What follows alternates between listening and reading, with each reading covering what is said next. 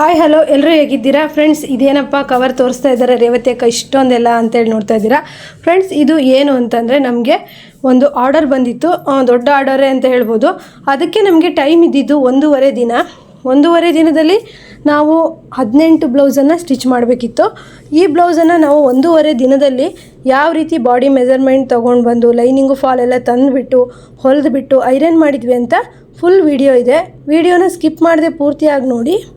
ಹಾಗೆ ಫ್ರೆಂಡ್ಸ್, ನಿಮಗೆ ಈ ರೀತಿ ದೊಡ್ಡ ಬಿಗ್ ಒಂದು ಆರ್ಡರ್ಸ್ ಬಂದಾಗ ನೀವು ಬಿಡಬಾರ್ದು. ಎಷ್ಟೇ ಕಷ್ಟ ಇರಲಿ ನೀವು ತೊಗೊಬೇಕು. ಯಾಕಂದರೆ ಜನ ಪರಿಚಯ ಆಗ್ತಾ ಹೋಗ್ತಾರೆ. ನಮಗೆ ಇದು ಯಾವ ರೀತಿ ಸಿಕ್ತು, ನಾನು ಇದೇ ಡೇಟಿಗೆ ಅಂದರೆ ನನಗೆ ಈ ಆರ್ಡರ್ ಬಂದ ಟೈಮಿಗೆ ಎಲ್ಲಿಗೋ ಒಂದು ಹೋಗಬೇಕು ಅಂದ್ಕೊಂಡಿದ್ದೆ. ಅದು ಎಲ್ಲರಿಗೂ ಗೊತ್ತಿದೆ. ಎಲ್ಲಿಗೆ ಹೋಗಬೇಕು ಅಂತಿದ್ದೆ, ಹೇಗೆ ಹೋದ್ನಾ ಇಲ್ವಾ, ಕ್ಯಾನ್ಸಲ್ ಮಾಡಿದ್ನಾ ಅಥವಾ ಈ ಬ್ಲೌಸ್ಗಳನ್ನೆಲ್ಲ ಹೊಲದ್ನಾ ಅಂತೇಳ್ಬಿಟ್ಟು ಈ ವಿಡಿಯೋದಲ್ಲಿ ಹೇಳ್ತೀನಿ. ಎಲ್ಲ ಟೈಲರ್ಗಳಿಗೂ ಒಂದು ಒಳ್ಳೆ ಮೋಟಿವೇಶನ್ ವಿಡಿಯೋನೇ ಅಂತ ಹೇಳ್ಬೋದು. ನಮ್ಮಂಥ ಲೇಡೀಸ್ ಟೈಲರ್ಗಳಿಗೆ ಇಂತಹ ಒಂದು ಪರೀಕ್ಷೆಗಳು ಅವಾಗವಾಗ ಬರ್ತಾನೆ ಇರುತ್ತೆ. ಅದರಲ್ಲೂ ಈ ರೀತಿ ಸೀಸನ್ಗಳಲ್ಲಂತೂ ನಮಗೆ ಪರೀಕ್ಷೆ ಮೇಲೆ ಪರೀಕ್ಷೆನೇ ಅನ್ಬೋದು.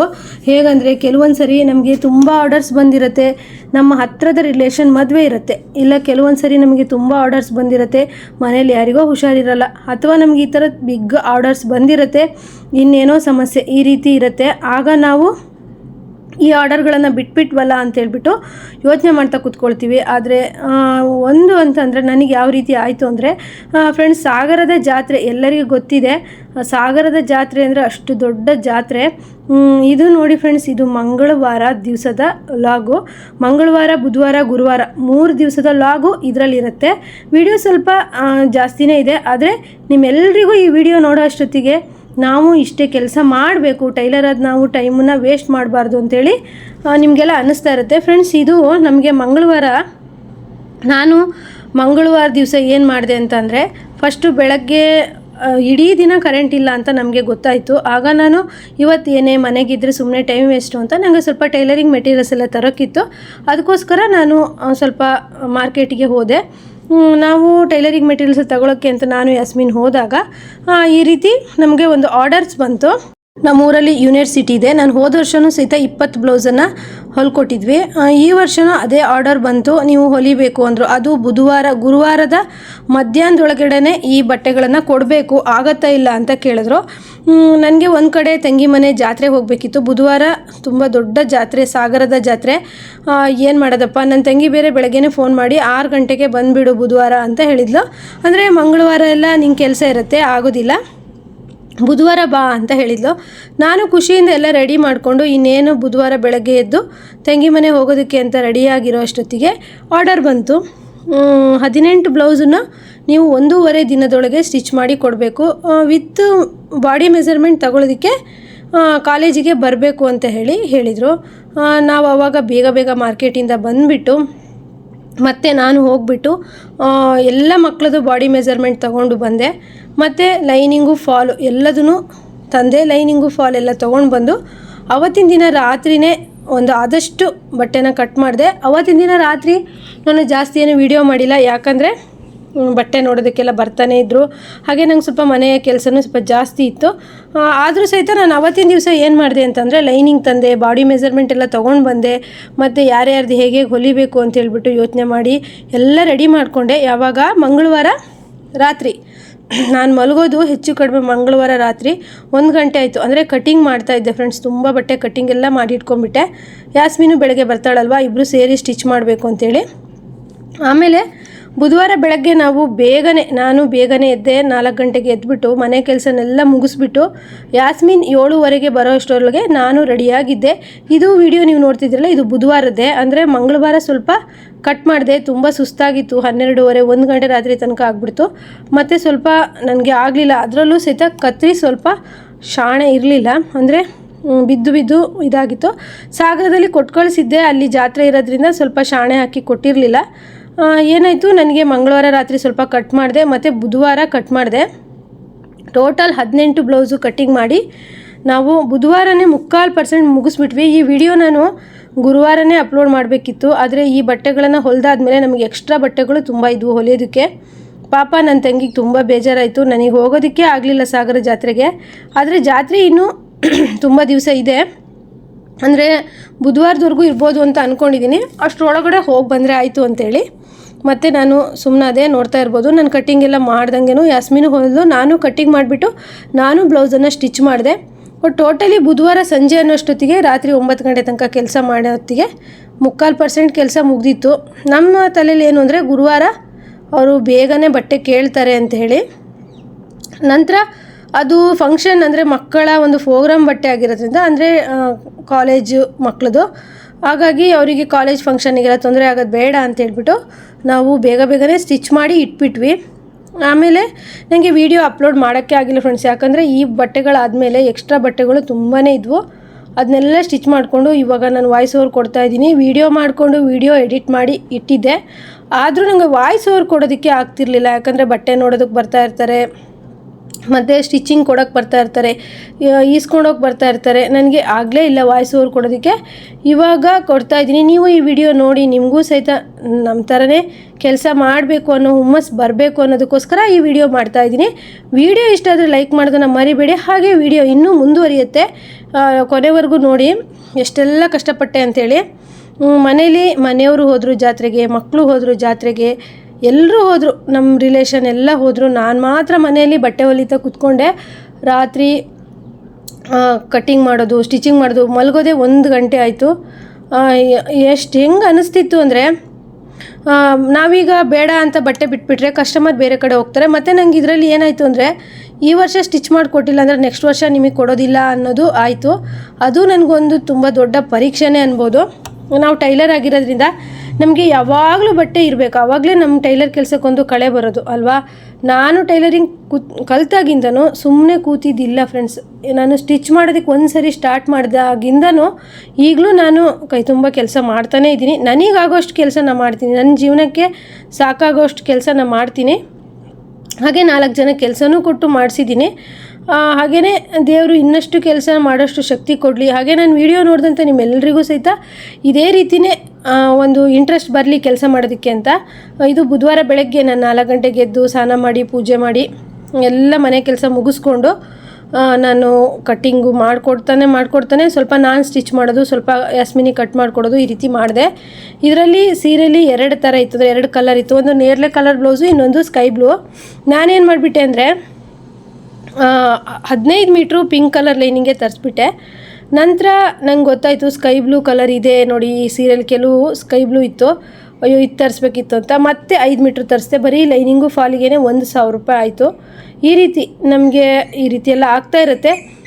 ಎಲ್ಲರೂ ಸಹ ಜಾತ್ರೆಗೆ ಹೋದರು. ನನ್ನ ಮನಸ್ಸು ತಂಗಿ ಮನೆಯಲ್ಲೇ ಇತ್ತು, ಆದರೆ ನನ್ನ ದೇಹ ಮಾತ್ರ ನೋಡಿ ಇಲ್ಲಿ ಕೆಲಸ ಮಾಡ್ತಾಯಿತ್ತು. ಆ ರೀತಿ ಅಯ್ಯೋ ನನ್ನ ತಂಗಿ ಬೇಜಾರು ಮಾಡ್ಕೊಂಡ್ಲೇನೋ ಅನ್ನೋದು, ಬಟ್ಟೆ ಹೊಲಿಯೋದು. ಯಾಸ್ಮಿನಿಗೆ ಹೇಳೋದು, ಶೋಭಾ ತುಂಬ ಬೇಜಾರ ಮಾಡ್ಕೊಂಡಿರ್ಬೇಕಲ್ವ ಅಂತ. ನನ್ನ ಅನಿಸಿಕೆ ಏನಿತ್ತು ಅಂದರೆ ಫ್ರೆಂಡ್ಸ್, ನನ್ನ ತಂಗಿ ಮನೆ ಜಾತ್ರೆ ಹೋಗಿ ಅವ್ರ ಮನೆಗೆಲ್ಲ ವೀಡಿಯೋ ಮಾಡಿ ನನ್ನ ತಂಗಿ ಮನೆ ಎಲ್ಲ ತೋರಿಸ್ಬೇಕು, ನಮ್ಮ ರೇವತಿ ಕನ್ನಡ ಲಾಗಲ್ಲಿ ಹಾಕಬೇಕು ಅಂತ ತುಂಬ ಆಸೆ ಇತ್ತು. ನೋಡ್ತಾ ಇರ್ಬೋದು, ಇದು ನೆಕ್ಸ್ಟ್ ಡೇ ಗುರುವಾರ 4:15.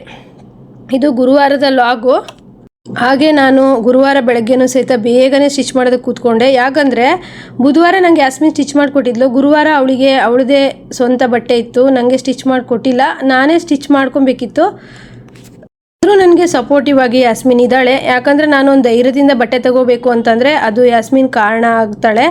ಆದರೆ ಸದ್ಯದಲ್ಲಿ ಒಂದು ದಿವಸ ವೀಡಿಯೋ ಮಾಡ್ತೀನಿ ಫ್ರೆಂಡ್ಸ್, ಯಾಸ್ಮಿನ್ ಮದುವೆ ಇದೆ, ಯಾವಾಗ ಹೇಗೆ ಏನು ಅಂತ ಹೇಳ್ಬಿಟ್ಟು ಎಲ್ಲರೂ ಸಹಿತ ಆ ವಿಡಿಯೋಕ್ಕೆ ಕಾಯ್ತಾ ಇರಿ. ಇನ್ನೂ ಫೈನಲ್ ಡಿಸಿಷನ್ ಆಗಿಲ್ಲ, ಯಾವಾಗ ಅಂತ. ಫೈನಲ್ ಡಿಸಿಷನ್ ಆದ ತಕ್ಷಣ ಯಾಸ್ಮಿನ್ ಮದುವೆ ಯಾವಾಗ, ಹೇಗೆ, ಎಲ್ಲಿ ಅಂತೇಳಿ ವಿಡಿಯೋ ಮಾಡ್ತೀನಿ. ಹಾಗೆ ಯಾಸ್ಮಿನ್ ಮನೆಗೂ ಹೋಗಿ ವಿಡಿಯೋ ಮಾಡಬೇಕು ಅಂತ ಇದ್ದೆ. ಇಷ್ಟು ದಿವಸ ಅಂದರೆ ನಾನು ಧೈರ್ಯದಲ್ಲಿದ್ದೀನಿ. ಒಂದೇ ದಿವಸಕ್ಕೆ ಈ ಥರ 20 ಬ್ಲೌಸ್ ಎಲ್ಲ ಆರ್ಡ್ರ್ ಬಂದರೆ ಸ್ವಲ್ಪ ಕಷ್ಟ ಆಗುತ್ತೆ. ಯಾಕಂದರೆ ಮನೆ ಕೆಲಸ ಮಾಡ್ಕೊಬೇಕು, ಮಕ್ಕಳು ನಿಭಾಯಿಸ್ಕೋಬೇಕು, ಈ ಥರ ಅಡುಗೆ ಕೆಲಸ ಇರ್ತಾವಲ್ಲ. ಹಾಗಾಗಿ ಒಂದೇ ದಿವಸಕ್ಕೆ 18 ಬ್ಲೌಸು ಅಥವಾ 5-6 ಬ್ಲೌಸು ಒಟ್ಟಿಗೆ ಆ ಥರ ಎಲ್ಲ ಬಂದಾಗ ಸ್ವಲ್ಪ ಧೈರ್ಯ ಇದಾಗತ್ತೆ. ಆ ರೀತಿ ಆದಾಗೆಲ್ಲ ನನಗೆ ಯಾಸ್ಮಿನು ತುಂಬಾ ಸಪೋರ್ಟ್ ಮಾಡಿದ್ದಾಳೆ. ಈಗ ಅವಳು ಮದುವೆಯಾಗಿ ಹೋಗ್ತಾಳೆ, ಹೆಣ್ಮಕ್ಳು ಅಂದಮೇಲೆ ಮದುವೆಯಾಗಿ ಹೋಗಲೇಬೇಕು ಫ್ರೆಂಡ್ಸ್. ಆದರೆ ಇಲ್ಲೇ ಹತ್ತಿರದಲ್ಲಿ ಮದುವೆ ಆಗ್ತಾಳೆ ಅಂತ ಅಂದ್ಕೊಂಡಿದ್ವಿ, ಆದರೆ ತುಂಬ ದೂರ ಅವಳಿಗೆ ಮದುವೆ ಮಾಡಿ ಕೊಡ್ತಾ ಇರೋದು. ಅದೊಂದು ಬೇಜಾರಿದೆ, ಎಲ್ಲಿ, ಹೇಗೆ, ಯಾವಾಗ ಅಂತ ಎಲ್ಲದೂ ಒಂದು ವಿಡಿಯೋ ಮಾಡ್ತೀನಿ. ಇನ್ನೂ ಫೈನಲ್ ಆಗಿ ಆಗಿಲ್ಲ. ಹಾಗಾಗಿ ಹಾಗೆ ನೋಡ್ತಾ ಇದ್ದೀರಲ್ವ, ನಾವು ಕೆಲಸ ಮಾಡ್ತಾಯಿದ್ದೀನಿ. ಗುರುವಾರ ಬೆಳಗ್ಗೆ ಸಂಕಷ್ಟಿ ಇತ್ತು, ಬೇಗನೆ ಸ್ನಾನ ಮಾಡಿ ಪೂಜೆ ಮಾಡಿ ಮತ್ತು ಅಡುಗೆ ಒಂದು ಬ್ಯಾಲೆನ್ಸ್ ಅಂದರೆ ಸಾಂಬಾರು ಮಾಡೋದಕ್ಕೆ ಒಂದು ಬ್ಯಾಲೆನ್ಸ್ ಮಾಡಿಕೊಂಡು ಮತ್ತು ಕೆಲಸ ಮಾಡ್ತಾಯಿದ್ದೀವಿ. ನಾವು ಯಾವಾಗಲೂ ಅಷ್ಟೇ ಪಾಸಿಟಿವ್ ಆಗಿ ಥಿಂಕ್ ಮಾಡಬೇಕು, ಪಾಸಿಟಿವ್ ಆಗಿ ಇರಬೇಕು. ಎಲ್ಲರ ಜೊತೆ ನಗ್ತಾ ಮಾತಾಡ್ತಾ ಇದ್ದಾಗಲೇ ನಾವು ಮಾಡೋ ಕೆಲಸದಲ್ಲಿ ಇಂಟ್ರೆಸ್ಟ್ ಇರುತ್ತೆ. ಬೆಳಗ್ಗೆ ಹೇಳ್ತಾನೆ ಅಯ್ಯೋ ಯಾರು ಮಾಡ್ತಾರೆ ಹಾಗೆ ಹೀಗೆ ಅಂತ ಹೇಳಿ ಇದ್ದರೆ ನಾವು ಮಾಡೋ ಕೆಲಸನೂ ಸಹಿತ ಆಗಲ್ಲ. ಮತ್ತು ನಮ್ಮ ಮನಸ್ಸಲ್ಲಿ ಒಂದಿರಬೇಕು, ನಾವು ಇವತ್ತಿಷ್ಟು ಕೆಲಸ ಮಾಡೇ ಮಾಡ್ತೀವಿ ಅನ್ನೋದು ಪಾಸಿಟಿವ್ ಆಗಿ ಬೆಳಗ್ಗೆ ಎದ್ದಾಗ ನಾವು ಕೆಲಸ ಮಾಡೇ ಮಾಡ್ತೀವಿ. ನಮ್ಮ ಹತ್ರ ಆಗೋದೇ ಇಲ್ಲ ಅಂದ್ಕೊಂಡ್ರೆ ಅದು ಆಗೋದೇ ಇಲ್ಲ ಯಾವತ್ತೂ ಅಷ್ಟೇ. ನನಗೆ ಫ್ರೆಂಡ್ಸ್ ಇದೇ ರೀತಿ ಒಂದು 22 ವರ್ಷದಿಂದ ನನಗೆ ನನ್ನ ಜೀವನ ಇದೇ ರೀತಿ ಆಗಿಬಿಟ್ಟಿದೆ. ನನಗೂ ಆಸೆ ಆಗುತ್ತೆ ಎಲ್ಲರೂ ಹೋಗೋ ರೀತಿ ಎಲ್ಲ ಫಂಕ್ಷನಿಗೂ ಅಟೆಂಡ್ ಮಾಡಬೇಕು, ಖುಷಿಯಾಗಿರಬೇಕು. ಅದರಲ್ಲೂ ನನಗೆ ತುಂಬ ಜನ ಫ್ಯಾಮಿಲಿ ಎಂಜಾಯ್ ಅದರಲ್ಲಂದರೆ ತುಂಬ ಇಷ್ಟ. ಆದರೆ ಏನು ಮಾಡೋದು, ನಮಗೆ ಇಷ್ಟ ಆಗಿರೋದು ನಮ್ಮ ಜೀವನದಿಂದ ಎಷ್ಟೋ ದೂರ ಇರುತ್ತೆ. ಅಂದರೆ ನನಗೆ ಫಂಕ್ಷನ್ಗಳೆಲ್ಲ ಯಾರೆಲ್ಲ ಕರೀತಾರೋ ಆ ಫಂಕ್ಷನ್ ಎಲ್ಲದಕ್ಕೂ ಅಟೆಂಡ್ ಮಾಡಬೇಕು, ಒಟ್ಟಿಗೆ ಫ್ಯಾಮಿಲಿ ಜೊತೆಗಿರಬೇಕು, ಏನೆಲ್ಲ ತುಂಬ ಆಸೆ. ಆ ಥರದ್ದೆಲ್ಲ ನನಗೆ ತುಂಬಾ ಕಷ್ಟ ಆಗುತ್ತೆ. ಯಾಕಂದರೆ ನಾನು ಬಟ್ಟೆ ಹೊಲಿಯೋ ಟೈಲರ್ಗೆ ಇದೆಲ್ಲ ಗೊತ್ತಿರುತ್ತೆ. ಈ ಸಮಸ್ಯೆಗಳು ನಾನು ಇವಾಗ ಹೇಳ್ತಿರೋದೆಲ್ಲ ಅನುಭವಿಸ್ತಾ ಇರ್ತೀವಿ. ಆದರೂ ಸಹಿತ ನಾವು ದುಡಿಲೇಬೇಕಾಗಿರುತ್ತೆ. ಹಾಗಾಗಿ ಮಕ್ಕಳು ಓದಿಸೋಕ್ಕಾಗಿರ್ಬೋದು ಅಥವಾ ಕಮಿಟ್ಮೆಂಟ್ಗಳಿಗಾಗಿರ್ಬೋದು ನಾವು ಮಾಡೋ ಕೆಲಸ ಮಾಡಲೇಬೇಕು. ಹಾಗೆಯೇ ನಂಗೆ ಒಂದೊಂದ್ಸಲಿ ಅನಿಸುತ್ತೆ ನಾವು ಇಷ್ಟು ಕೆಲಸ ಮಾಡ್ತೀವಿ, ಕೆಲವೊಂದು ಸರಿ ನಮಗೆ ಹೋಗಬೇಕು ಅಂದ್ಕೊಂಡಲ್ಲಿ ಹೋಗೋಕ್ಕಾಗೋದೇ ಇಲ್ಲ ಅಂಥೇಳಿ. ಅದರಲ್ಲೂ ನಮ್ಮ ತಂಗಿ ಮನೆ ಜಾತ್ರೆಗಂತೂ ಹೋಗಬೇಕು ಅಂತ ತುಂಬ ದಿವಸದಿಂದ ನಾನು ಹೋಗ್ತಾ ಇದ್ದೆ 3 ವರ್ಷಕ್ಕೆ ಒಂದು ಸಲ ಅಷ್ಟೇ ಜಾತ್ರೆ ಸಾಗರ. ಆದರೆ ಏನು ಮಾಡೋದು ನೋಡಿ, 18 ಬ್ಲೌಸು ಒಂದೇ ಸಲಿಗೆ ಬಂತು ಅಂದಾಗ ಅದರಲ್ಲೂ ಮತ್ತೆ ನೆಕ್ಸ್ಟ್ ಇಯರ್ ಮತ್ತೆ ನಿಮಗೆ ಕೊಡೋದಿಲ್ಲ, ಈ ವರ್ಷ ನೀವು ಬಿಟ್ಟರೆ ಅಂತ ಬೇರೆ ಒಂದು ಸವಾಲು. ಹಾಗಾಗಿ ಏನು ಮಾಡೋದಪ್ಪ, ಈ ವರ್ಷ ಬಿಟ್ಟರೆ ನೆಕ್ಸ್ಟ್ ಇಯರು ನಮಗೆ ಕೊಡೋಲ್ಲ, ಬೇರೆ ಕಡೆ ಕೊಟ್ಬಿಡ್ತಾರೆ. ನಾನೇ 2 ವರ್ಷದಿಂದ ಸ್ಟಿಚ್ ಮಾಡ್ತಾಯಿದ್ದೀನಲ್ವ ಅಂದ್ಬಿಟ್ಟು ಮತ್ತು ಏನೂ ಮಾಡೋಂಗಿಲ್ಲ.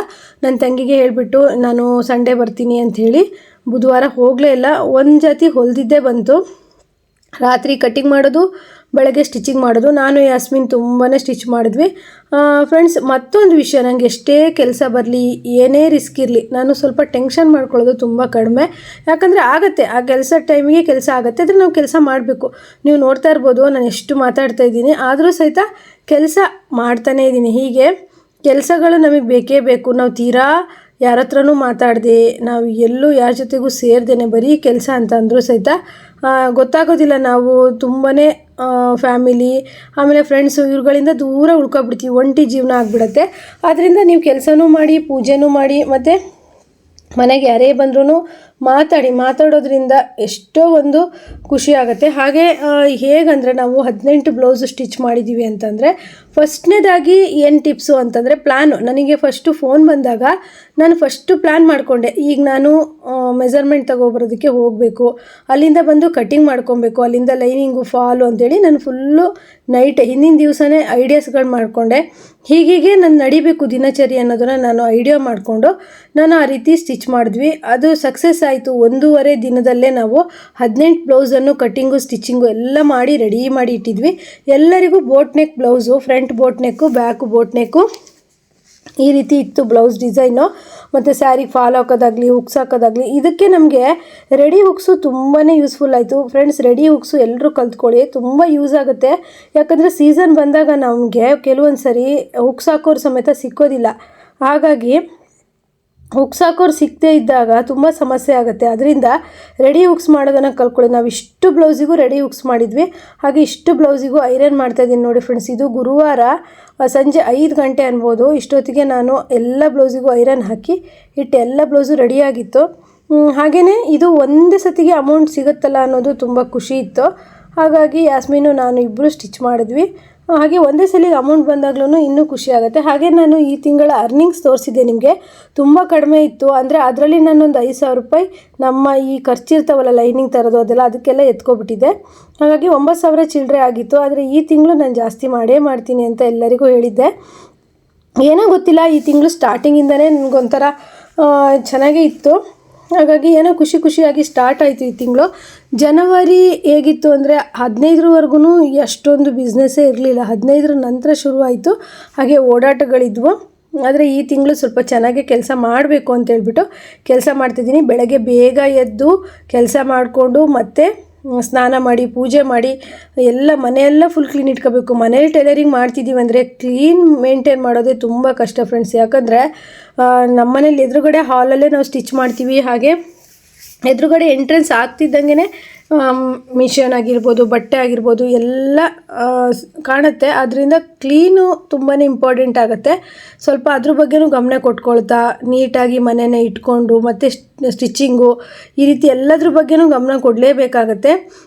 ಇನ್ನೂ ಜಾಸ್ತಿ ಟೈಲರಿಂಗಲ್ಲಿ ಏನೋ ಮಾಡಬೇಕು ಅನ್ನೋ ಆಸೆ ಅಂತೂ ನನಗಿದೆ. ಆದರೆ ಸಪೋರ್ಟಿಂಗಾಗಿ ಎಲ್ಲರೂ ಇರಬೇಕಲ್ಲ. ಈಗ ನನಗೇನೋ ಕೆಲಸ ಮಾಡೋ ಹುಮ್ಮಸ್ಸಿದೆ ಅಂದರೆ ಅದೇ ರೀತಿ ಮಕ್ಕಳು, ಹಸ್ಬೆಂಡು ಎಲ್ಲ ಸಪೋರ್ಟ್ ಮಾಡಬೇಕು. ಅವರಿಗೆ ಹೇಗಂದರೆ ನೀ ಎಷ್ಟಾದರೂ ಕಷ್ಟಪಡು, ಎಷ್ಟೊತ್ತಿಗಾದರೂ ಹೊಲಿ, ಏನಾದರೂ ಮಾಡು, ಆದರೆ ನಮಗೆ ಊಟ ತಿಂಡಿ ಎಲ್ಲ ಕರೆಕ್ಟಾಗಿರಲಿ ಅಂತಾರೆ ಬಿಟ್ಟರೆ ಅಡ್ಜಸ್ಟ್ ಮಾಡ್ಕೊಳ್ಳಲ್ಲ. ಏನು ಮಾಡೋದು? ಈಗ ಒಂದೊಂದ್ಸಲಿ ಅನಿಸತ್ತೆ, ನಮ್ಮ ಮನೇಲಿ 3 ಜನನೂ ಗಂಡು ಮಕ್ಕಳು, ನಾನೊಬ್ಬಳೇ ಹುಡುಗಿ, ನನಗಾಗಿ ಹೇಳ್ಕೊಳ್ಳೋಕ್ಕೆ ಒಂಥರ ಹತ್ತಿರ ಅಂತ ಅನಿಸೋದೇ ಇಲ್ಲ. ಯಾಕಂದರೆ ಗಂಡು ಮಕ್ಕಳು ಹೃದಯ ನಿಮಗೆ ಗೊತ್ತು, ಅವ್ರು ನಮ್ಮನ್ನು ಅರ್ಥ ಮಾಡಿಕೊಂಡ್ರು, ಇಲ್ಲ ಅಂದರೆ ಇಲ್ಲ. ಅವಾಗ ಒಂದೊಂದ್ಸಲಿ ಅನಿಸತ್ತೆ ನನಗೆ. ಆಗ ಏನು ಮಾಡೋದಕ್ಕೂ ಆಗಲ್ಲ. ಈಗ ಏನಾಗಿದೆ ಅಂದರೆ ನಾವು ಕೆಲಸ ಮಾಡಲೇಬೇಕು, ನಮಗೆ ಸುಸ್ತು ಆಗಲ್ಲ ಅಂತ ಕೂತ್ರೆ ಮನೇಲಿರೋ ಗಂಡಸರು ಮಕ್ಕಳೇ ನೀವು ಮಾಡಿ ಅಂತ ಹೇಳಲ್ಲ. ಯಾಕಂದರೆ ಅವ್ರಿಗೆಲ್ಲ ಗೊತ್ತಿಲ್ಲ. ಆದ್ದರಿಂದ ನಾವು ಅವ್ರು ಹೇಳಿ ಇವ್ರು ಹೇಳಿ ನನಗೆ ಅಂತ ನಾನು ಯಾವತ್ತೂ ನನ್ನ ಮೋಟಿವೇಟಿಗಾಗಿ ಕಾಯಲ್ಲ. ನನಗೆ ನಾನೇ ಮೋಟಿವೇಟು. ನಂಗೆ ಚಿಕ್ಕ ವಯಸ್ಸಿಂದನೂ ಅಷ್ಟೇ, ನನಗೆ ನಾನೇ ಮೋಟಿವೇಟ್. ನಾನು ದುಡಿಬೇಕು, ಯಾರ ಕೈಯಲ್ಲೂ ಕೈ ಚಾಚಬಾರ್ದು ಅನ್ನೋದು ನನಗೆ ಚಿಕ್ಕ ವಯಸ್ಸಿಂದನೂ ಇತ್ತು. ಹಾಗಾಗಿ ನಾನು ಚಿಕ್ಕ ವಯಸ್ಸಿಂದನೂ ಕೆಲಸ ಏನಾದರೂ ಮಾಡ್ತಿದ್ದೆ. ಸುಮ್ಮನೆ ಅಂತೂ ಕೂತ್ಕೊಂಡು ನನಗೆ ಅಭ್ಯಾಸನೇ ಇಲ್ಲ. ಆದ್ದರಿಂದ ಈಗಾದರೂ ಅಷ್ಟೇ ನಿಮಗೆ ಎಲ್ಲ ಥರದ ಸೌಲಭ್ಯಗಳು ನಿಮಗಿದ್ರೂ, ನಿಮಗೇನೂ ಕಷ್ಟ ಇಲ್ಲ ಅಂದರೂ ನಿಮಗೇನು ಖುಷಿ ಹವ್ಯಾಸ ಅದನ್ನು ಬೆಳೆಸ್ಕೊಳ್ಳಿ. ಇಲ್ಲ ಸಿಸ್ಟರ್, ನನಗೆ ತುಂಬ ಕಷ್ಟ ಇದೆ, ನಾನು ಟೈಲರಿಂಗ್ ಮಾಡಲೇಬೇಕು ಅಂದರೆ ಯಾವುದೇ ಆರ್ಡ್ರನ್ನು ಬಿಡೋಕ್ಕೆ ಹೋಗಬೇಡಿ. ಫಸ್ಟು ಕೆಲಸದ ಕಡೆ ಗಮನ ಕೊಡಿ, ನೆಕ್ಸ್ಟು ಬೇರೆ ಎಲ್ಲದು. ನಮಗೆ ಕಸ್ಟಮರ್ನ ಉಳಿಸ್ಕೊಬೇಕು. ಹಾಗೆ ನಾವು ಟೈಲರಿಂಗಲ್ಲಿ ಏನೋ ಒಂದು ಸಾಧನೆ ಮಾಡಬೇಕು ಅಂತಂದರೆ ನಾವು ಇಂಪಾರ್ಟೆಂಟ್ ಕೊಡಬೇಕಾಗಿರೋದು ಏನು ಅಂತಂದರೆ ನಾವು ಮಾಡೋ ಕೆಲಸ. ಫಸ್ಟು ಹೇಳೋದು, ಕೆಲವೊಬ್ಬರು ಅಯ್ಯೋ ನಾ ಹಾಗೆ ಹೀಗೆ ಅದು ಮಾಡ್ತಿದ್ದೆ ಅಂತ ತಮಗೆ ತಾವೇ ಉಗುಳ್ಕೊಳ್ತಾರೆ. ಯಾವತ್ತೂ ಆ ಥರ ಮಾಡಬೇಡಿ. ನಾವು ಮಾಡೋ ಕೆಲಸ ಮಾತಾಡಬೇಕು. ನಾವೀಗ ಸ್ವಲ್ಪ ಡಿಸೈನ್ ಆಗಿ ತುಂಬ ಚೆನ್ನಾಗಿ ಕರೆಕ್ಟಾಗಿ ಸ್ಟಿಚ್ ಮಾಡಿಕೊಟ್ವಿ ಅಂದರೆ ಕಸ್ಟಮರ್ ಮಾತಾಡ್ತಾರೆ, ಇಲ್ಲಪ್ಪ ರೇವತಿ ಟೈಲರ ತುಂಬ ಚೆನ್ನಾಗಿ ಸ್ಟಿಚ್ ಮಾಡಿಕೊಡ್ತಾರೆ, ಹೇಳಿದ ಟೈಮಿಗೆ ಕೊಡ್ತಾರೆ, ತುಂಬ ಸ್ಪೀಡ್ ಇದ್ದಾರೆ, ತುಂಬ ಆ್ಯಕ್ಟಿವ್ ಇದ್ದಾರೆ ಅಂತೇಳಿ ಜನ ಮಾತಾಡಿದಾಗ ಹೌದು ಫ್ರೆಂಡ್ಸ್, ನಿಜವಾಗೂ ನಾನು ಹೇಳೋದಾದರೆ ನಾನು ಮನೆಯಲ್ಲೇ ಟೈಲರಿಂಗ್ ಮಾಡ್ಕೊತಾ ಬಂದಿದ್ದೀನಿ. ಆದರೆ ನಮ್ಮ ಊರಿನ ಕಾಂಪ್ಲೆಕ್ಸ್ ಇದೆ, ಅಂದರೆ ಟೈಲರ್ಗಳದ್ದೇ ಕಾಂಪ್ಲೆಕ್ಸು. ನಾನು ಅಲ್ಲಿಗೆ ಹೋದಾಗ ಎಲ್ಲರೂ ಕರೆದ್ಬಿಟ್ಟು ನೀವು ತುಂಬ ಹಾರ್ಡ್ ವರ್ಕರು, ತುಂಬ ಕೆಲಸ ಮಾಡ್ತೀರಾ, ಹೇಗೆ ಮಾಡ್ತೀರಾ, ಅಷ್ಟೆಲ್ಲ ಮಾಡ್ಕೊಂಡು ನಿಮ್ಗೆ ಹೇಗೆ ಸಾಧ್ಯ ಎಲ್ಲ ಕೇಳ್ತಾರೆ. ಅದು ನನಗೆ ನಾನೇ ಮೋಟಿವೇಟು ಫ್ರೆಂಡ್ಸ್. ನನಗೆ ಬೆಳಗ್ಗೆ ಎದ್ದರೆ ನಾನು ಇವತ್ತು ಇಷ್ಟೆಲ್ಲ ಕೆಲಸಗಳನ್ನು ಮಾಡಬೇಕು, ಇಷ್ಟು ಕೆಲಸಗಳನ್ನು ಮುಗಿಸ್ಬೇಕು, ಯಾವತ್ತೂ ಟೈಮ್ ವೇಸ್ಟ್ ಮಾಡಬಾರ್ದು ಅನ್ನೋದು ನನ್ನ ಒಂದು ಉದ್ದೇಶ. ಆದ್ದರಿಂದ ನನಗೆ 18 ಬ್ಲೌಸ್ ಆರ್ಡ್ರ್ ಬಂದಾಗ ಒಂದು ಚಾಲೆಂಜೇ ಆಯಿತು. 1.5 ದಿನದಲ್ಲಿ ಇಷ್ಟು ಸ್ಟಿಚ್ ಮಾಡಿಕೊಡ್ಬೇಕು ಅಂದಾಗ ಚಾಲೆಂಜ್ ಆಯಿತು. ನೋಡಿ ಫ್ರೆಂಡ್ಸ್, ಎಲ್ಲದೂ ಸಮೇತ ಚೆಕ್ ಮಾಡಿ ಇಡಬೇಕು. ಯಾಕಂದರೆ ಒಂದು ಮಿಸ್ ಆದರೂ, ಏನಾದರೂ ಮಿಸ್ ಆದರೂ ಸುಮ್ಮನೆ ಸ್ಟೂಡೆಂಟ್ ಸಮಸ್ಯೆ. ಇದು ಮೈಸೂರಿಗೆ ಅವರಿಗೆ ಪ್ರೋಗ್ರಾಮ್ ಇತ್ತು, ಯೂನಿವರ್ಸಿಟಿ, ಇಲ್ಲಿ ಇರುವಕ್ಕಿ ಯೂನಿವರ್ಸಿಟಿ ಕಾಲೇಜಿಂದ ಬಂದಿರೋಂಥ ಬ್ಲೌಸ್ಗಳು ಅವರಿಗೆ ಮೈಸೂರಲ್ಲಿ ಪ್ರೋಗ್ರಾಮ್ ಇತ್ತು. ಹೋದ ವರ್ಷವೂ ನಾನು ಸ್ಟಿಚ್ ಮಾಡಿಕೊಟ್ಟಿರೋ ಬ್ಲೌಸ್ ಎಲ್ಲ ತುಂಬ ಇಷ್ಟ ಆಗಿತ್ತು ಅವರಿಗೆ, ತುಂಬ ಚೆನ್ನಾಗಿತ್ತು. ಹಾಗಾಗಿ ಈ ವರ್ಷವೂ ಸಹಿತ ಸ್ಟಿಚ್ ಮಾಡಿಸಿದ್ದಾರೆ. ಹಾಗೆ ಎಲ್ಲರಿಗೂ ಕೊಟ್ಟಾಗಿದೆ. ನಾನು ಅವರಿಗೆ ಅಳತೆ ತಗೊಳ್ಳೋದಕ್ಕೆ ಹೋದಾಗ ಅಥವಾ ಕೊಡುವಾಗ ವಿಡಿಯೋ ಮಾಡ್ಕೊಬೇಕಿತ್ತು. ಗೊತ್ತಿಲ್ಲ ಸ್ಟೂಡೆಂಟ್ ಒಪ್ಕೊಳ್ತಾರೋ ಇಲ್ಲೋ ಅಂತ ನಾನು ಸಹ ವಿಡಿಯೋ ಮಾಡೋದಕ್ಕೆ ಹೋಗಲಿಲ್ಲ. ಆದರೆ ಎಲ್ರಿಗೂ ಕೊಟ್ಟೆ, ಕರೆಕ್ಟ್ ಟೈಮಿಗೆ ಕೊಟ್ಟಿದ್ದಕ್ಕೆ ಎಲ್ರಿಗೂ ಖುಷಿ ಆಯಿತು. ಮಾತ್ರ ನಾವು ಹಾಗೆ ಫ್ರೆಂಡ್ಸ್, ಟೈಲರ್ ಆಗಿ ನಾವೇನಾದರೂ ಒಂದು ಸಾಧನೆ ಮಾಡಬೇಕು ಅಂದರೆ ಮೊದಲನೇದಾಗಿ ನಮಗೆ ಟೈಮ್ ಮ್ಯಾನೇಜ್ಮೆಂಟ್ ಅನ್ನೋದು ಇರಬೇಕು. ಎರಡನೇದಾಗಿ ಮನಿ ಮ್ಯಾನೇಜ್ಮೆಂಟ್ ಅನ್ನೋದು ಇರಬೇಕು. ಮೂರನೇದಾಗಿ ಫ್ಯಾಮಿಲಿ ಮ್ಯಾನೇಜ್ಮೆಂಟ್ ಅಂತ ಇರಬೇಕು. ನಾವು ಇದು ಮೂರನ್ನು ನಾವು ಮಾಡ್ಕೊಂಡ್ಬಿಟ್ವಿ ಅಂತಂದರೆ ನಾವು ಟೈಲರಿಂಗಲ್ಲಿ ಗೆದ್ವಿ, 100% ಗೆದ್ವಿ ಅಂತಲೇ ಲೆಕ್ಕ. ನಿಮಗೆ ಗೊತ್ತಾಯ್ತಲ್ಲ, ಫಸ್ಟ್ನೇದು ಟೈಮ್ ಮ್ಯಾನೇಜ್ಮೆಂಟ್, ಎರಡನೇದು ಮನಿ ಮ್ಯಾನೇಜ್ಮೆಂಟ್, ಮೂರನೇದು ಫ್ಯಾಮಿಲಿ ಮ್ಯಾನೇಜ್ಮೆಂಟ್. ಫ್ಯಾಮಿಲಿನ ನಾವು ಅದೆಷ್ಟು ಚುರುಕಾಗಿ ಮ್ಯಾನೇಜ್ ಮಾಡ್ತೀವೋ ಅಷ್ಟು ನಮ್ಮ ಕೆಲಸ ನಿರಾಳವಾಗಿ ಸಾಗುತ್ತೆ. ಯಾಕಂದರೆ ಮನಿ ಮ್ಯಾನೇಜ್ಮೆಂಟ್ ಬಗ್ಗೆನೂ ನಾನು ಹೇಳಿದ್ದೀನಿ, ಟೈಮ್ ಮ್ಯಾನೇಜ್ಮೆಂಟ್ ಬಗ್ಗೆನೂ ತುಂಬ ವೀಡಿಯೋಸ್ ಹಾಕಿದ್ದೀನಿ. ಹಾಗೆ ಫ್ಯಾಮಿಲಿ ಮ್ಯಾನೇಜ್ಮೆಂಟ್ ಬಗ್ಗೆ ಸ್ವಲ್ಪ ಹೇಳಿದ್ದೀನಿ. ಫ್ಯಾಮಿಲಿ ಮ್ಯಾನೇಜ್ಮೆಂಟು ಅಂತಂದರೆ ನಾವು ಫ್ಯಾಮಿಲಿ, ಈಗ ನಮ್ಮನ್ನು ಅರ್ಥ ಮಾಡ್ಕೊಳ್ಳೋರು ಯಾರೂ ಇಲ್ಲ ಫ್ರೆಂಡ್ಸ್. ನಾವು ಇಷ್ಟು ಕೆಲಸ ಮಾಡ್ತಿದ್ದೀವಿ ಅಂದರೆ ಮಕ್ಕಳು, ಹಸ್ಬೆಂಡು ಬಂದು ನಮ್ಮ ನೀ ಇಷ್ಟು ಕೆಲಸ ಮಾಡ್ತಿದ್ದೀರಾ ಅಥವಾ ನೀ ಇಷ್ಟು ಕೆಲಸ ಮಾಡ್ತಿದ್ದೀಯಾ ಅಂತ ಹೇಳ್ಬಿಟ್ಟು ನಮಗೆ ಒಂದು ದಿವಸ ಅಡುಗೆ ಮಾಡಾಕ್ತೀನಿ, ನೀನು ಆರಾಮಾಗಿ ಬಟ್ಟೆ ಹೊಲಿ ಅಂತ ಹೇಳೋರು ಯಾರೂ ಇಲ್ಲ.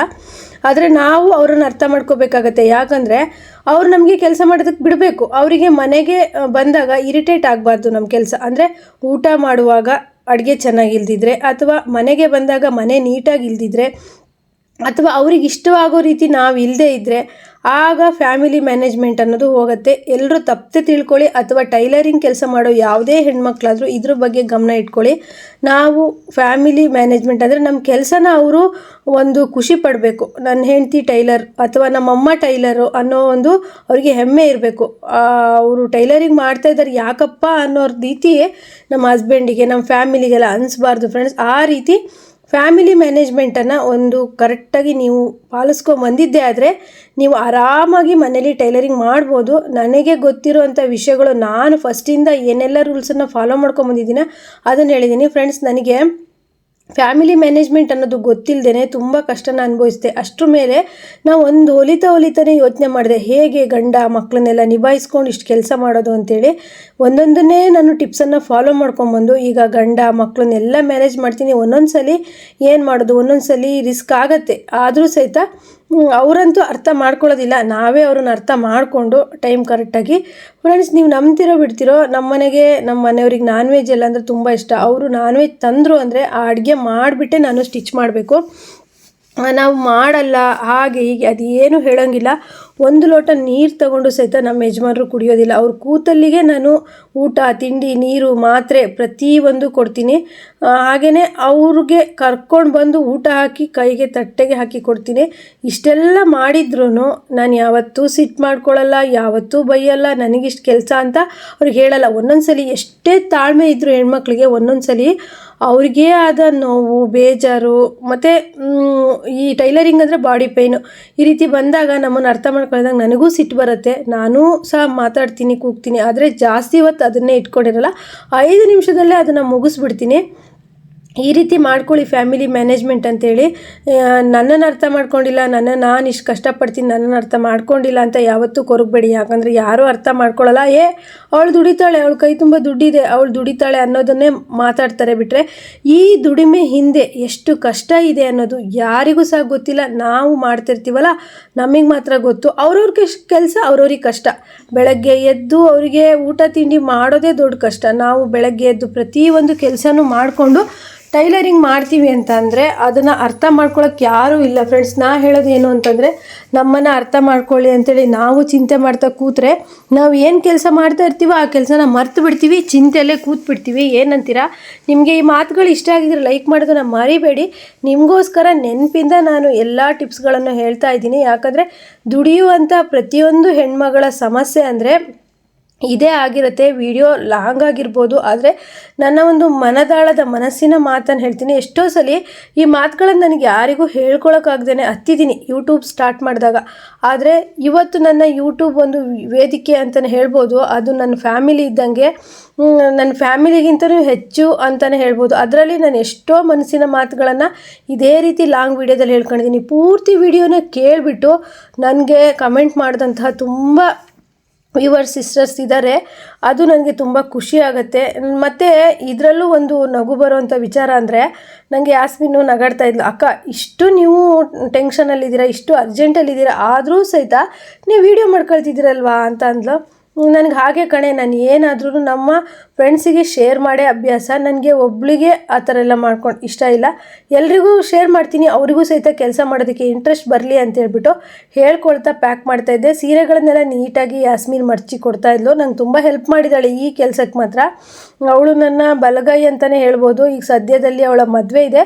ನನಗೆ ಈಗಲೇ ತುಂಬ ಬೇಜಾರು ದುಃಖ ಎಲ್ಲ ಆಗ್ತಾಯಿದೆ. ಆದರೆ ಏನು ಮಾಡೋದು, ಹೆಣ್ಮಕ್ಳು ಮದುವೆ ಆಗಲೇಬೇಕು, ಗಂಡನ ಮನೆಗೆ ಹೋಗಲೇಬೇಕು. ಅವಳು ಹಾಗೆ ನನಗೆ ತುಂಬ ಹೊಂದ್ಕೊಂಡಿದ್ದಾಳೆ, ನಾನು ಅವಳಿಗೆ ತುಂಬ ಹೊಂದ್ಕೊಂಡಿದ್ದೀನಿ. ಹಾಗಂತ ನಮ್ಮ ಮಧ್ಯೆ ಯಾವುದೇ ಥರ ಬೇಜಾರು ಜಗಳ ಸಿಟ್ಟು ಆಗಿಲ್ಲ ಅಂತಲ್ಲ, ಎಲ್ಲದೂ ಆಗುತ್ತೆ. ಒಟ್ಟಿಗೆ ಕೆಲಸ ಮಾಡ್ತಿರ್ತೀವಿ ಅಂದಾಗ ಏನು ಮಾಡೋದಕ್ಕೂ ಬರಲ್ಲ. ನಾವು ಮತ್ತೆ ಅದೇ ರೀತಿ ಸರಿಯಾಗಿಬಿಡ್ತೀವಿ. ನಾವು ಯಾರನ್ನು ಜಾಸ್ತಿ ಹಚ್ಕೊಂಡಿರ್ತೀವೋ ಅಥವಾ ಯಾರ ಜೊತೆ ನಾವು ಜಾಸ್ತಿ ಇರ್ತೀವೋ ಅವ್ರ ಜೊತೆಗೆ ನಾವು ಜಗಳ ಸಿಟ್ಟು ಕೋಪ ಎಲ್ಲ ಮಾಡ್ಕೊಳ್ತೀವಿ. ಆದರೆ ಕಮ್ಮಿ ಅವಳು ನಾನು ಮಾಡ್ಕೊಳ್ಳೋದು ಸಿಟ್ಟೆಲ್ಲ. ಆದರೆ ಒಂದೊಂದು ಸಲ ಬರುತ್ತೆ, ಆಗ ನಾವು ಮಾತಾಡಿಕೊಂಡು ಸರಿ ಮಾಡ್ಕೊಳ್ತೀವಿ. ನನಗೆ ತುಂಬ ಹೆಲ್ಪ್ ಮಾಡಿದ್ಲು. ಅವಳ ಒಂದು ಸಪೋರ್ಟ್ ಇದ್ದಿದ್ದಕ್ಕೆ ನನಗೆ ಇಷ್ಟು ಬ್ಲೌಸನ್ನು ಸ್ಟಿಚ್ ಮಾಡೋದಕ್ಕಾಯಿತು ಫ್ರೆಂಡ್ಸ್. ಹಾಗೆಯೇ ಹೇಗಂದರೆ ಒಬ್ಬೊಬ್ಬರು ಕೈಲಿ ಎಲ್ಲದೂ ಆಗಲ್ಲ. ಮಾಡ್ಬೋದು ಫ್ರೆಂಡ್ಸ್, ಮಾಡ್ಬೋದು, ಸ್ವಲ್ಪ ಟೈಮ್ ಇರಬೇಕು. ಹೇಗಂದರೆ ಇಲ್ಲಿ ಈ ಬ್ಲೌಸ್ 18 ಬ್ಲೌಸ್ಗೆ ಒಂದು 2 ದಿನ ಫುಲ್ ಡೇ ಕೊಟ್ಟಿದ್ರು ನಮಗೆ ಸಾಕಾಗ್ತಿತ್ತು. 1.5 ದಿನ ಅಂತ ಹೇಳಿದ್ರು. ಸ್ವಲ್ಪ ಟೆನ್ಷನ್ ಆಯಿತು, ಆದರೂ ಆರಾಮಾಗಿ ಕಟ್ ಮಾಡಿಕೊಂಡು ಸ್ಟಿಚ್ ಮಾಡಿದೆ. ಅವ್ರವ್ರದ್ದೇ ಕವರಿಗೆ ಹೆಸರಿಗೆ ಹಾಕಿ ನೀಟಾಗಿ ಇಡಬೇಕು. ಯಾಕಂದರೆ ಅದು ಬೇರೆ ಕಡೆ ಹೋಗೋ ಬಟ್ಟೆಗಳಲ್ವ, ಹಾಗಾಗಿ ಸ್ವಲ್ಪನೇ ಪ್ರಾಬ್ಲಮ್ ಆದ್ರೂ ಸಮಸ್ಯೆ ಆಗುತ್ತೆ. ಈ ರೀತಿ ಆರ್ಡರ್ಸ್ ಬಂದರೆ ಯಾರೂ ಬಿಡಬೇಡಿ. ಹಾಗೆ ಯಾವುದೇ ಬ್ಲೌಸ್ಗಳು ಬಂದರೂ ಸಹಿತ ನಂಗೆ ಬರಲ್ಲ ಅಂತ ಹಿಂದೆ ಹೆಜ್ಜೆನ ಇಡಬೇಡಿ. ಒಂದು ಹೆಜ್ಜೆ ಮುಂದೆ ಇಡಬೇಕು, ಬಿಟ್ಟರೆ ನಾವು ಯಾವತ್ತೂ ಹಿಂದೆ ಹೆಜ್ಜೆನ ಇಡಬಾರ್ದು. ನಂಗೆ ಬರುತ್ತೆ, ನಾನು ಮಾಡ್ತೀನಿ, ನಾನು ಟೈಲರ್ ಅಲ್ವಾ, ನನಗೆ ಒಂದು ಬ್ಲೌಸ್ ಹೊಲಿದು ಕಟ್ ಮಾಡಿ ಹೊಲಿತೀನಿ ಅಂದಮೇಲೆ ನನಗೆ ಎಲ್ಲ ಹೊಸ ಪ್ಯಾಟ್ರನ್ ಬರುತ್ತೆ. ಈಗಂತೂ ನೀವು ಯಾವುದೇ ಬೇಕಿದ್ರೂ ಗೂಗಲಲ್ಲಿ ಸರ್ಚ್ ಮಾಡಿದ್ರೆ ಸಿಕ್ಕೇ ಬಿಡುತ್ತೆ. ಅದರಲ್ಲೂ ನಮ್ಮ ಯೂಟ್ಯೂಬ್ ವೇದಿಕೆ ಅಂತೂ ಹೆಣ್ಮಕ್ಳಿಗೆ ಯಾರಿಗೆ ಆದರೂ ಒಂದು ಸೂಪರ್. ಅದನ್ನು ನಾವು ಒಳ್ಳೆ ರೀತಿಯಲ್ಲಿ ಬಳಸ್ಕೋಬೇಕು. ಇದು ನಮಗೆ ರೆಡಿಯಾಗಿರೋಂಥ ಬ್ಲೌಸ್ಗಳು ನೋಡ್ಬೋದು, ಎಲ್ಲ ರೆಡಿ ಮಾಡಿಟ್ಟೆ. ಇದರ ಹಿಂದೆ ಎಷ್ಟು ಪರಿಶ್ರಮ ಇದೆ ಅಂತ 25 ನಿಮಿಷದ ವಿಡಿಯೋದ ಮುಖಾಂತರ ನಿಮಗೆ ಗೊತ್ತಾಗುತ್ತೆ. ಈ ವಿಡಿಯೋದಲ್ಲಿ ನಿಮ್ಗೆ ಏನು ಅನ್ನಿಸ್ತು, ನಿಮಗೆ ರೇವತಿ ಅಕ್ಕಂಗೆ ಏನು ಕಮೆಂಟ್ ಮಾಡಬೇಕು ಅಂತ ಅನ್ನಿಸ್ತು ಅಂತ ನನಗೆ ಹೇಳಿ ಫ್ರೆಂಡ್ಸ್. ನಿಮ್ಮ ಒಂದು ಕಮೆಂಟಿಗೆ ಕಾಯ್ತಾ ಇರ್ತೀನಿ. ನೀವು ನೋಡ್ತಾ ಇದ್ದೀರಲ್ಲ, ಇಷ್ಟು ಬ್ಲೌಸು ರೆಡಿಯಾಗಿ ಎಲ್ಲ ಸರಿ ಆಯಿತು. ಇಷ್ಟೆಲ್ಲ ಮಾಡೋದಕ್ಕೆ ನಾನು ನಂಬಿರುವಂತಹ ದೇವರು, ನೀವುಗಳು ಎಲ್ಲರೂ ನನಗೆ ಸಪೋರ್ಟಿವ್ ಆಗಿದ್ದೀರಾ. ಇದೇ ರೀತಿ ವಿಡಿಯೋ ನೋಡಿ ಸಪೋರ್ಟ್ ಮಾಡಿ. ನೆಕ್ಸ್ಟ್ ವಿಡಿಯೋ ನನಗೆ ಮತ್ತೆ ಬರ್ತೀನಿ. ಎಲ್ರಿಗೂ ಬಾಯ್.